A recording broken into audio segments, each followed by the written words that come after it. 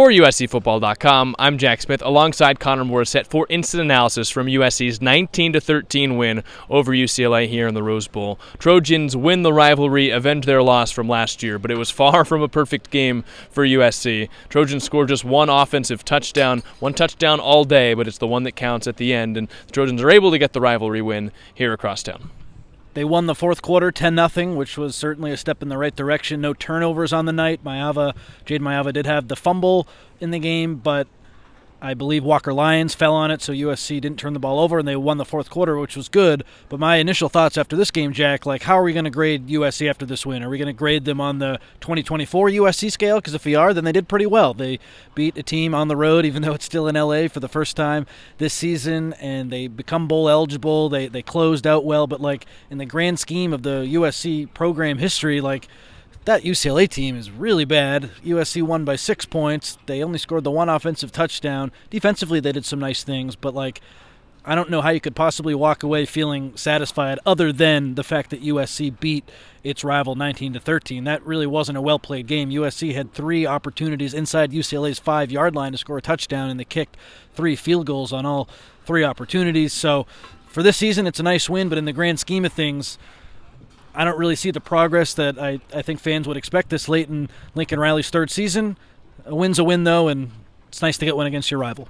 Yeah, I think the way I would put it is USC played better than UCLA today, but both teams played really poorly. They made a lot of mistakes. There was chippiness on both sides. Both sides were undisciplined at times. Both sides didn't take advantage of the other team's mistakes. USC's field position was about as good as you could ask for, and the Trojans put up a season-low 19 points. A season after, they put up a season-low 20 points against the same UCLA bunch. They hired the UCLA defensive coordinator because of that, and a year later, they can't even match that number against the Bruins. It was a far different game in terms of the game script, but how many times did USC start in UCLA territory or at the 45-yard line or better on their own side? I believe it was 5 of the 9 times they got the football outside of the kneel downs. And they only scored one offensive touchdown, and they only scored 19 points. You feel like if you give Lincoln Riley's offense, especially with the playmakers that this one has, the ball at that point, they're bound to score more points. I thought this was, for USC's offense, probably the worst game of the year.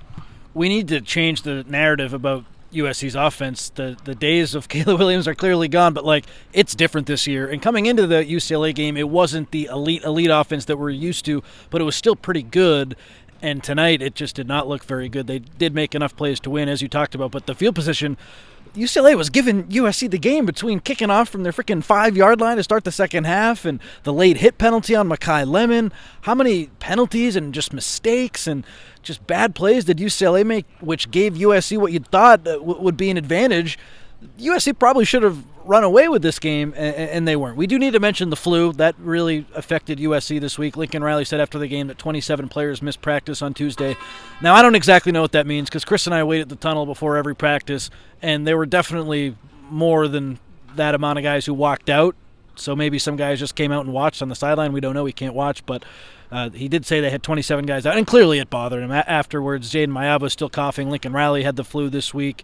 Easton Mascarenas-Arnold was coughing. These guys were really affected by it. So we need to have this conversation with that in mind, too, that they did win the game despite this illness going through the locker room. But, yeah, just a really poor performance. And your point, Jack, about the starting field position, if you told me USC would have all these drives starting where they started and they only scored 19 points, I'd be like, even though they've had problems this year, that's probably not right. They will probably score more than that, and they just didn't. So they certainly still have some stuff to work out, and you have a really good Notre Dame team coming into the Coliseum next week. They're not going to give you nearly as many opportunities as UCLA did.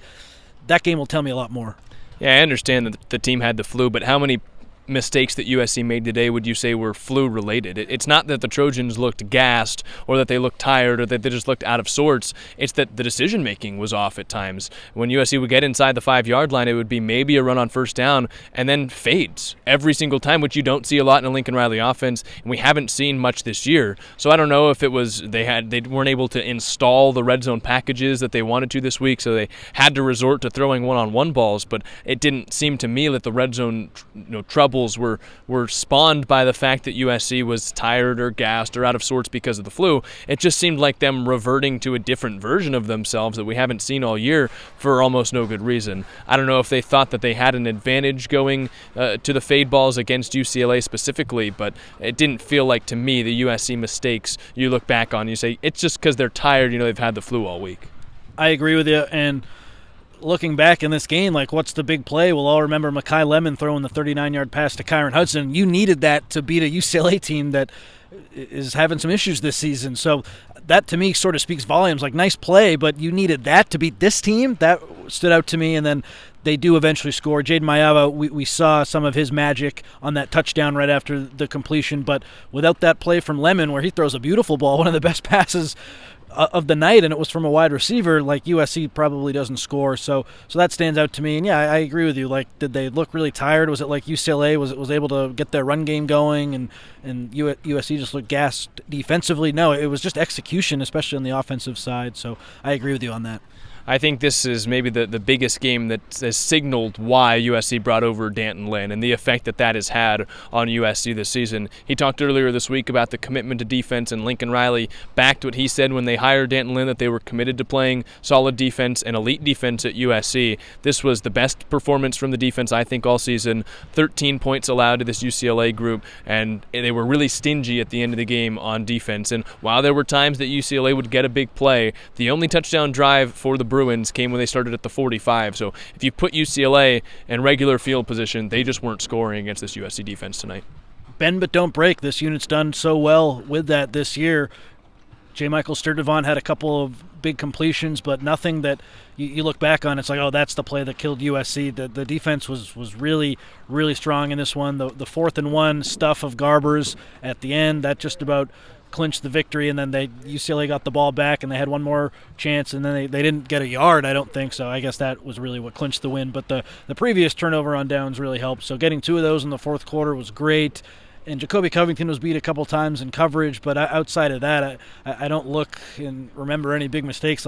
Yes, UCLA had a couple of big runs, but it's all about points scored. And last season, UCLA scored a hell of a lot more points. I forget what the final was, but they got 38-20, yeah, I think. They got a lot more than they got tonight, so that's a step in the right direction.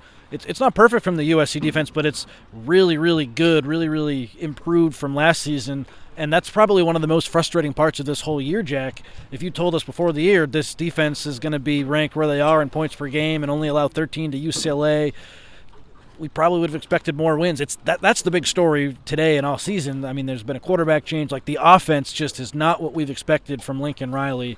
And they scored 19 points. Like you said, they probably look the worst that they have all season. It's a shame because defensively they're rolling right now. And I think for the USC defense, the pass rush was much improved today. There were times they got out of their rush lanes and allowed Ethan Garbers to scramble, but for the most part, there was a lot more pressure. They converted those pressures into sacks at a higher rate, it feels like, than they have for the most part this season. And we see D'Anton Lynn's best performances as a defensive coordinator start up front with pressure, with pass rush, with getting to the quarterback. It's what plagued Caleb Williams and USC last season, and for the first time this year, I remember USC getting consistent pressure from the defensive line. Totally agree with you on that point. I mean, I got to say, though, UCLA had their 4th-string left tackle. This is a putrid offense a lot of the time, and Nebraska's a putrid offense. So credit for USC for, doing what you're supposed to do and executing really well. They deserve a lot of credit. It's much improved from where it was last year, but I don't want to get too carried away and, say the pass rush is fixed. The pass rush numbers this season, even with tonight doing a lot better than they have been, it's still not a great output, so step in the right direction for sure. I don't know. I'm not too overly impressed with the pass rush. Guys got better, but that's a really, really bad offensive line for UCLA. So tough to give them the full marks. But hey, you play against who you play against, and tonight they certainly won up front, and they had a really nice performance defensively. So they do deserve credit. At 6-6, though, I think overall we just expect a little bit more from all sides of the ball, and we'll see what happens going forward when USC get some guys healthier and maybe get some guys from the transfer portal. I do think this pass rush could be good next season. For right now, D'Anton Lynn's making the most with what he has, and tonight it worked. Yeah, and for USC, obviously the win to get bowl eligible, a win over a rival. Lincoln Riley mentioned they did the little things they needed to do to win a rivalry game. I don't think they did anything more than that. They did what they needed to do to beat Nebraska last week. I don't think they did any more than that. And at this point in the Lincoln Riley tenure, you're 3 seasons in. Now you're bowl eligible this year, but I think fans expected more. We expected more. And obviously they got the win today, and maybe the flu made it tougher to do the dominant things, but this is far from a dominant football team, and I think if they play like they did today, it will not be a fun sight in the Coliseum next week against Notre Dame. I agree, and it just comes back to what we talked about at the beginning. Like, for this year's team, this is a nice result, getting a win, getting a road win, winning the fourth quarter. But, like, big picture, it's hard to really feel good about the direction of the program and good about where things are headed, just because, like, it's another ugly game. And against Nebraska, I felt like USC probably played better than they did tonight, but it wasn't that step forward that I was hoping for. And tonight they win, and it's by a bigger – is it by a bigger margin? Do they win by 6? So not by a bigger margin, but, like, UCLA is better than Nebraska. I think it's safe to say that. UCLA beat them on the road. So, like, you take a step forward in that regard, but I don't feel like that momentum that I wanted to see is really there. So nice to get bowl eligible, nice to get to 6 wins. If they beat Notre Dame, that would tell me a lot. That team is rolling right now. That's something you could sink your teeth into. That's tangible evidence. Hey, we're going in the right direction. USC is just better than Nebraska and UCLA, and we saw that play out the last 2 weeks. Yeah, and USC fans will take a win over UCLA whenever they can get them.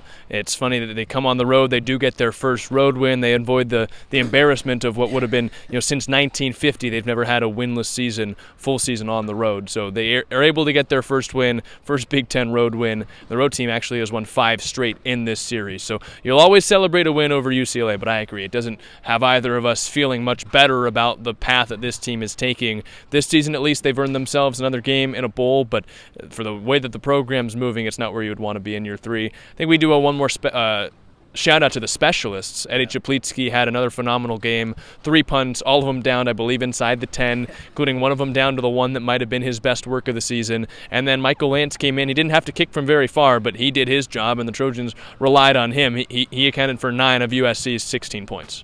They were awesome tonight, and field goals, they were no guarantees coming into this game. So credit to the USC specialists for making those, and Eddie Chaplitsky just continues to have a dominant season, as dominant as you can have for a punter. So that's certainly a good story here. And it's good that USC gets bowl eligible. This group could use all the practices that they can get, so they'll get some more practices into the month of December whenever they play their bowl.